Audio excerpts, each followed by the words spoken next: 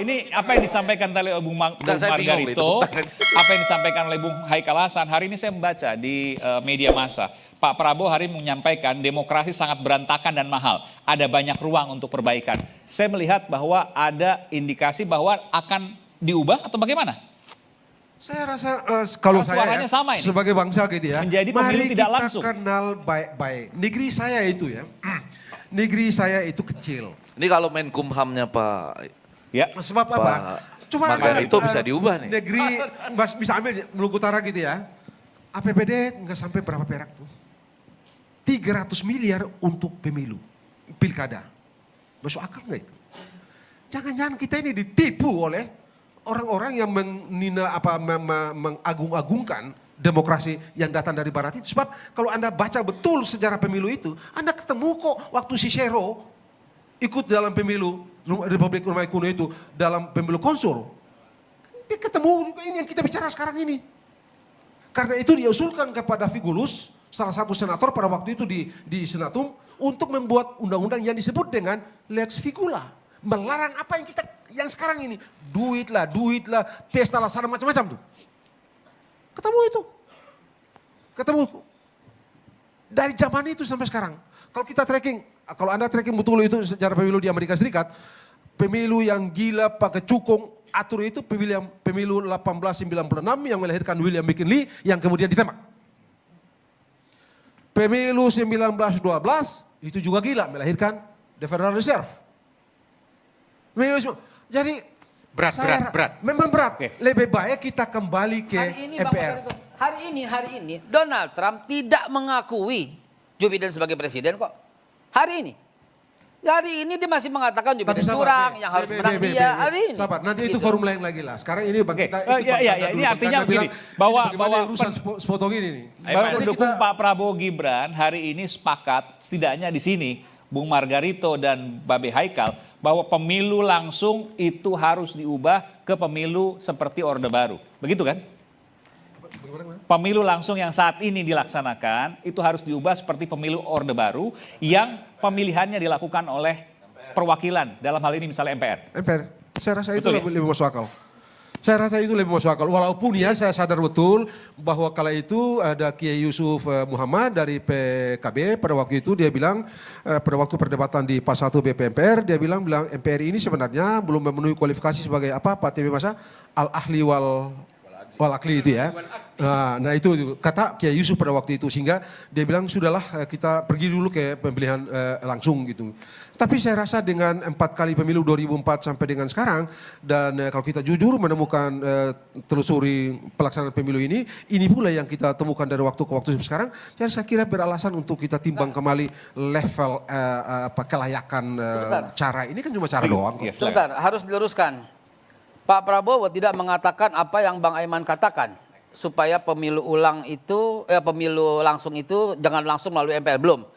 Ada banyak ruang untuk perbaikan demokrasi. Titik.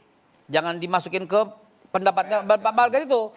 Ini pendapat beliau pribadi akan lebih baik melalui MPR lagi. Dan pendapat Anda juga seperti itu. Kalau ini saya pribadi ya, saya mengatakan, dulu saya penatar P4 soalnya. Saya mengatakan kerakyatan yang dipimpin oleh hikmah kebijaksanaan dalam permusyawaratan perwakilan mengamanahkan bahwa pemilihan presiden bukan langsung sesuai sila keempat. Pengertian saya begitu. Jangan dimasukin ke pendapat. Artinya Anda punya pendapat yang sama, Bung Margarito dan Bung Babe Haikal. Karena kurang lebih karena begitu. Oke, karena baik. Pak Prabowo belum hanya menyampaikan memang kalau bahwa menang sama menang sama mahal.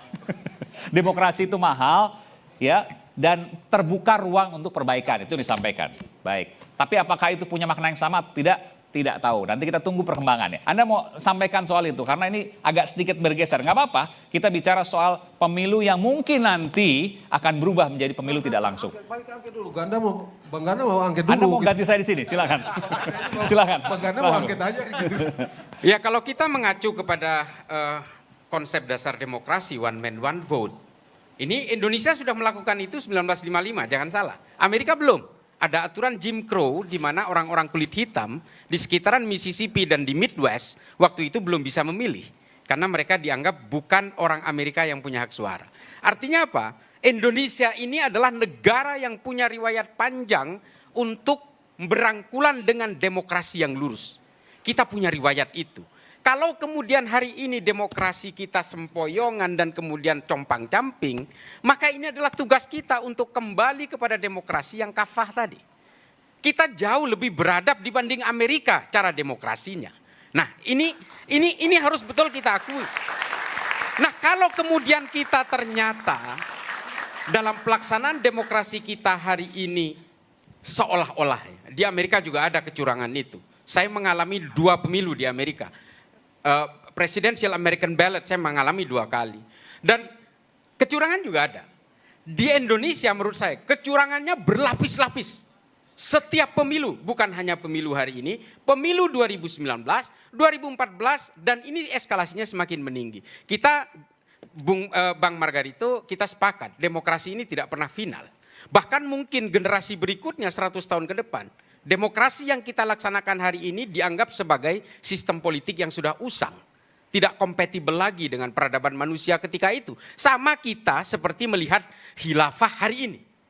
Khilafah yang terjadi berabad-abad lalu kan kita anggap usang. Artinya kalau kita mau kembali ke sana itu norak banget gitu. Nah ini juga akan terjadi di dalam dunia demokrasi. Tapi setidaknya persoalan kotor dalam dunia demokrasi ini bukan lagi kita harus menyalahkan demokrasinya, kita harus menyalahkan manusianya, kita harus menyalahkan sistemnya, kita harus menyalahkan aturan-aturannya yang tidak terlalu mengikat. Dan yang paling utama adalah mustahil kita bisa menjalankan demokrasi yang kafah tadi kalau persoalan moral dan etik tidak menjadi tumpuan utama. Udah. Saya sudah ditunjuk-tunjuk berapa kali tapi diambil alih oleh yang lain gitu. Nah, saya mau bayangkan begini, sebelum saya mulai saya mau bayangkan kalau saja nih pelan-pelan nih, yang menang menurut quick count ternyata jadi kalah, yang kalah menurut quick count sekarang ternyata dalam posisi yang menang gitu ya, terbalik, lain nggak suara-suara yang ada di panggung ini gitu? Lain nggak gitu ya? Hak angket boleh nggak? Boleh. Itu penting hak angket itu. Untuk mengetahui kecurangan pemilu misalnya. Bisa gitu nggak kita tuh ya? Bisa banget. Saya khawatirnya gitu loh. Iya, nggak saya khawatirnya gitu. Kalau sekarang kan lagi menang, lain lagi perasaannya. Kalau lagi kalah, lain lagi perasaannya gitu. Nggak itu. Nah, karena itu saya gembira nih. Saya ngeliat Bang Ade Armando ya, tadi duduk di tengah-tengah jaket kuning lagi. Mudah-mudahan hatinya seperti teman-teman mahasiswa kembali. Dan kami bersama-sama ada BTS. Apa itu? BTS ini hati-hati loh ya, jangan dikait-kaitkan dengan kasus, bukan. BTS ini belum tentu solid gitu. Ya Kenapa kan? nggak solid? Iya belum tentu solid. Karena siapa yang naik ke atas angkot ini, lalu bahaya yang mengancamnya apa, misalnya begitu loh. Ya kan lalu lintasnya harus hati-hati. Maksudnya ancaman, langsung aja nih. Iya benar. Ada ancaman yang Anda mungkin jangan terjadi. mengajak saya ikut memiliki nasib seperti Anda. Kurang lebih begitulah. Ya. Jadi ini BTS. BTS itu. Jadi seorang profesor nggak seberani Aiman gitu maksudnya. Gimana? Seorang profesor nggak seberani Aiman. Kan kita belum tahu ukuran bahayanya sebesar apa gitu. Tapi bahwa Anda saya support sudah dari tadi loh saya support. Iya, Ya kan? terima kasih. Saya ini mensupport Anda sampai kapan. Nggak, Jadi tapi saya tanya, BTS saya enggak, BTS itu belum Ini tentu. soal apa Nggak. yang kemudian tadi dikatakan bahwa angket bisa jadi nggak terjadi karena bisa jadi tersandra. Kan begitu kurang lebih. Iya, BTS sama dengan belum tentu solid. BTS belum tentu. Di BTS berapa kali disebut? Iya dong, belum tentu solusinya tercapai dengan itu. Tapi kita semua sepakat, ya Bang Ade ya, bahwa itu adalah hak DPR. Berkali-kali saya bilang boleh nggak? Boleh. Bahwa nanti itu ada hadangan-hadangan, nggak apa-apa. Karena begini loh, mengatur supaya pelanggaran itu tidak disebut kecurangan, itu adalah kecurangan yang strategis dan sistematis. Ya kan, mengatur supaya jangan istilahnya kecurangan misalnya. Nah balik lagi, jadi saya ini tadi sudah menyamakan ya, bahwa ini tergantung angkotnya seperti apa. Dan pada bagian lain, salah satu masalah yang kita hadapi pada hari ini apa? Sirekap itu kan? Itu salah satunya kan yang membuat kita, Sirekap itu kurang lebih artinya sistem perekaman pemilu yang paling menggemaskan itu. Itu Sirekap. Paling menggemaskan. Tiba-tiba orang yang suaranya tinggi kurang. Tiba-tiba yang kurang bisa tinggi gitu kan. Itu kan menggemaskan itu. Yang suaranya merasa tinggi, tiba-tiba kok kurang. Yang kurang kok jadi tinggi gitu. saling mengemaskan. Saya tuh nggak ada masalah kalau saya senang melihat orang lain bahagia. Jadi kalau misalnya PSI ini nanti masuk ke DPR, malah saya bilang harusnya nggak ada parliamentary threshold, ya kan? Jadi kalau Tapi kalau Johan, ini penting nih. ya Seorang akademisi memprediksi PSI bisa masuk ke parlemen. enggak, saya nggak memprediksi gitu. Saya nggak memprediksi oke. gitu. Atau misalnya Malah bahaya, Anda katakan, malah kalau seandainya masuk. Ya, Artinya enggak. Anda, Saya nggak pakai seandainya karena gini pelan-pelan. jadi nggak, bahasanya apa tadi? Kalau seandainya, Enggak, atau gimana? sekiranya PSI ini masuk. Masih bukan mungkin seandainya, masuk, masih mungkin sekira. masuk. Kira ini masih dikira-kira. Enggak, menurut Kalau Bang Andai Ege, sudah menggadaikan dia ada di situ, Prof. Ege ini Iya. mungkin nggak masuk.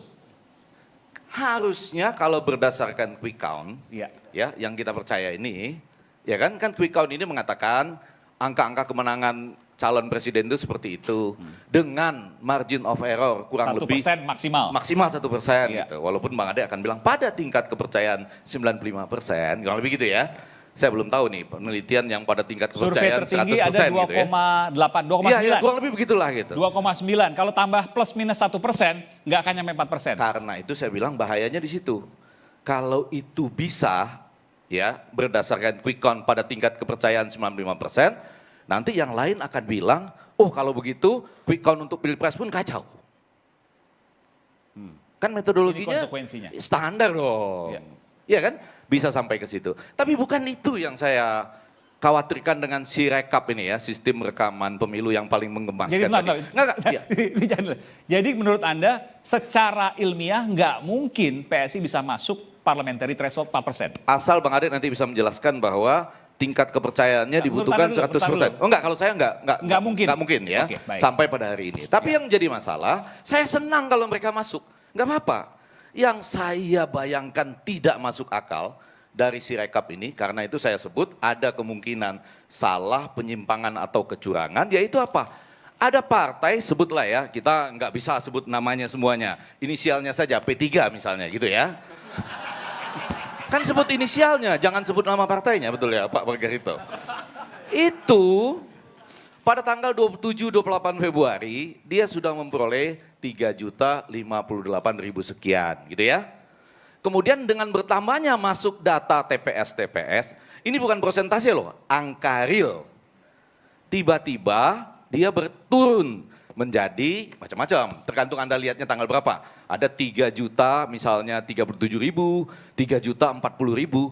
Nah ini pasti, pakai logika kita ya pelan-pelan ya semua yang nonton, ini pasti salah, penyimpangan atau kecurangan.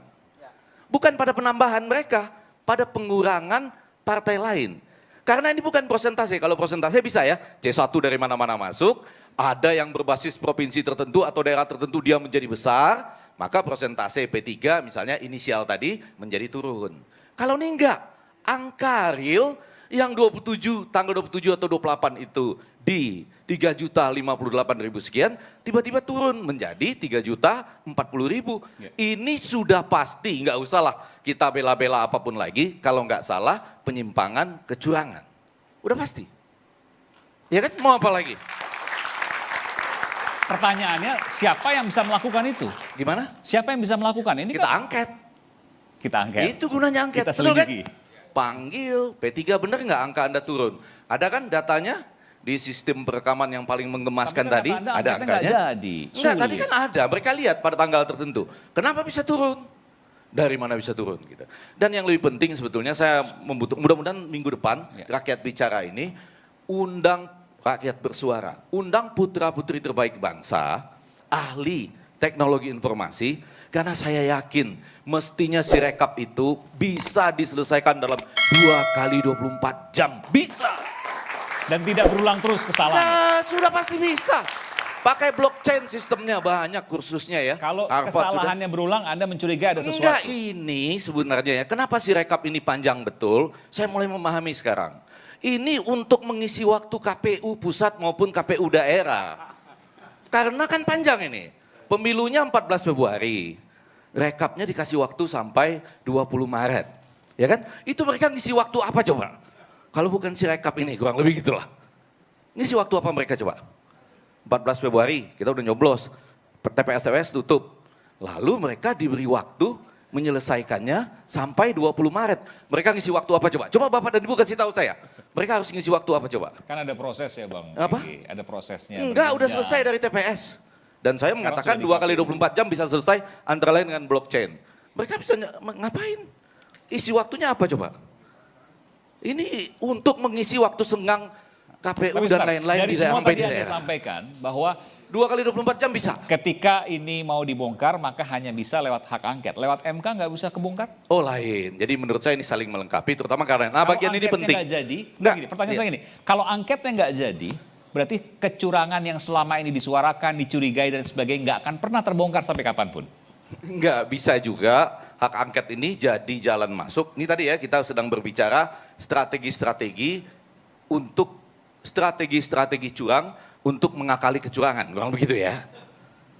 Bisa juga masuknya lewat ini, belok terus hilang. Bisa kan? Maksudnya gimana? Belok Masuk terus hilang. nih ke hak angket dangdung, ya kan? Ada BTS tadi, ya kan? Betul kan? Bisa tidak solid. Belum tentu solid. Belum tentu tentu solusinya. Tiba-tiba dia kempes, lalu mulai masuk rame-rame, hati-hati loh. Kita ngomong galak-galak ini tiba-tiba mereka masuk dalam koalisi, tinggal kita doang di luar sendiri misalnya gitu ya. Itu bisa terjadi juga loh gitu ya kan. Bisa terjadi loh itu. Jadi kita harus jaga-jaga ya Pak. Bang itu ya.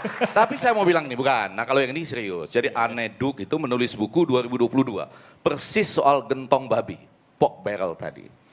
Jadi barangkali angka real count-nya bahkan sekiranya pun pasangan capres dan tim suksesnya itu punya quick count, harusnya kan mereka punya quick count internal.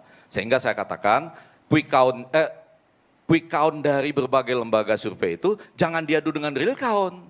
Kan yang satu lama kan gitu. Mengumpulkan C1 dari berapa? 820 ribu TPS. Berapa lama? Dan siapa orang-orangnya itu? Nah tapi pork barrel tadi, ini istilahnya harus mulai terkenal nih. Gentong babi. Sama dengan ini, Anda mau melaksanakan hak angket, silakan. Oh Anda nggak boleh. Nanti kalau di Sirmulat suka ditanya gitu. Ya kan, untuk apa melakukan hak angket? Untuk membuktikan terjadinya gentong babi misalnya ya, pork barrel itu. Tidak boleh. Kenapa nggak boleh? Memangnya Anda gentong babi misalnya gitu ya. Kalau Anda bukan gentong babi, jangan marah dong, kurang lebih gitu. Gentong babi ini ingin menyatakan, Aneduk ya dan semua yang lain bahwa kecurangan itu dilakukan jauh sebelumnya secara strategis dengan menggunakan dana publik untuk kepentingan politik, utamanya melalui kebijakan di DPR justru oleh petahana. Jadi kalau ini angket ini tidak hanya untuk pelaksana pemilu Bang Ade ya, juga bisa ke DPR. Kalau betul gentong babi ini dalam konteksnya bantuan-bantuan yang besar tadi, kenapa DPR diam saja misalnya? Jadi gentong babi ini perlu diperhatikan jauh lebih dalam. Mungkin kalau mau di situ tempatnya di hak angket. Kami banyak misalnya temuan-temuan kualitatif di lapangan. Komunikolog itu melakukan penelitian kualitatif di lapangan gitu ya. Nanti kalau mau saling melengkapi dengan lembaganya Bang Ferry Amsari gitu ya. Atau mungkin nanti kita ke hak angket juga kalau dipanggil. Paling ketemunya sama Margarito lagi gitu ya. Saya membacakan, nanti Margarito yang yang membantah mungkin, kurang lebih begitu ya. Jadi begini, kepala desa misalnya, dia diberikan dana desa kan, 2 miliaran, kurang lebih gitu ya. Kemudian mereka belum pernah setahu kami diberikan kemampuan untuk mengelola ataupun melaporkannya dengan baik. Melaporkannya loh, Anda pakainya bagaimana dalam konteks akuntansi yang benar gitu ya. Dengan demikian, sejak 2-3 tahun lalu, dia bisa tersandera. Dia tinggal didatangi. Hei, kamu kalau nggak memenangkan pasangan ini, kamu minggu depan kita periksa. Karena laporan dana desa Anda tidak benar. Itu intimidasi dong. Apanya? Iya, makanya saya suka bilang bahwa pemilu Indonesia ini kemungkinan bertentangan dengan kode etik FIFA 24 dan 26. Itu tentang intimidasi dan eksploitasi, kurang lebih begitulah gitu. Kurang lebih gitu, FIFA. Jadi Bapak dan Ibu nggak ada masalah kan soal hak angket, silakan saja Babe ya, nanti jalan aja gitu. Lalu kita lihat siapa yang sungguh-sungguh, betul kan? Dengan hak angket ini, karena potensi hak angket menurut saya, betul sekali tadi. Kalau tantangan Babe itu, ambil deh TPS mana yang menurut Anda itu karena menangnya tinggi itu ya. Suka begitu tuh. Kalau menangnya cuma selisih sedikit, enggak berani bilang gitu ya, enggak ya. Karena 58 kan Babe ya. Ya gitu ya. Nah tapi kan intinya bukan begitu. Sebagai akademisi mengatakan apa yang terjadi 3 tahun sebelumnya gitu loh. Perel tadi atau gentong babi tadi memungkinkan nggak dibongkar di angket ini gitu. Kalau itu ada. Walaupun sekali lagi pertanyaannya sama. Anda tanya saya tadi kan, kok Anda nggak berani gitu. Effendi Ghazali saja nggak berani, apalagi kepala desa. Itu kurang lebih begitulah. Oke, baik. Kita kembali di Rakyat Bersuara. Saya Aiman